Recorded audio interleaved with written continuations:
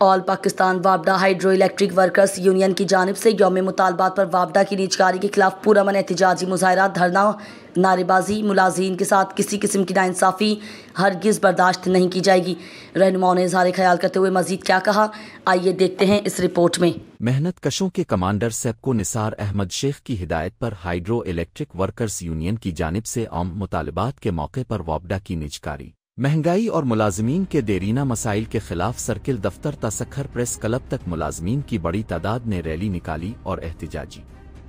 دھرنا دیتے ہوئے نارباز کی احتجاجی مظاہرے کی قیادت خلیل احمد ڈومکی، شجاعت حسین گیمرو، سید ماجد حسین شاہ، عبدالخالق ساون، عقیل احمد دیو، اشفاق احمد مہر، ہدایت اللہ، عبدالمالک سومرو، نظر میمن اور دیگر رہنما کر رہے تھے، جبکہ مظاہرے میں سکھر زون اور گھوٹکی زون کے تمام عہدیداران کے علاوہ GSCG، SOMNT، computer, FDS and I field store, training centre, RO office circle, تمام ڈویژنز اور سب ڈویژنز کے ملازمین نے بھرپور شرکت کی۔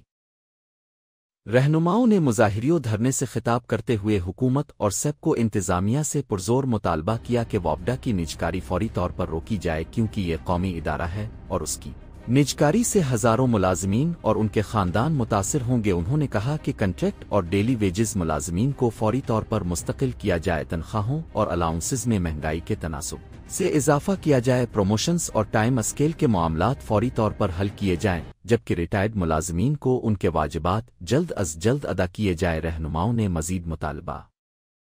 کیا کہ فیلڈ میں کام کرنے والے ملازمین کو مکمل حفاظتی سامان فراہم کیا جائے اور طبی سہولیات کو بہتر بنا کر ملازمین اور ان کے خاندانوں کو ریلیف دیا جائے۔ مقررین نے خبردار کیا کہ اگر ان کے مطالبات پر فوری عمل درآمد نہ ہوا تو احتجاج کا دائرہ کار وسیع کرتے ہوئے بھرپور تحریک چلائی جائے گی۔ آخر میں یونین رہنماؤں نے تمام ملازمین پر زور دیا کہ وہ اتحاد و یکجہتی کے ساتھ اپنی آئینی جدوجہد جاری رکھیں، کیونکہ سیپکو ملازمین اس ادارے کی ریڑھ کی ہڈی ہیں اور ان کے ساتھ کسی قسم کی ناانصافی ہرگز برداشت نہیں کی جائے گی۔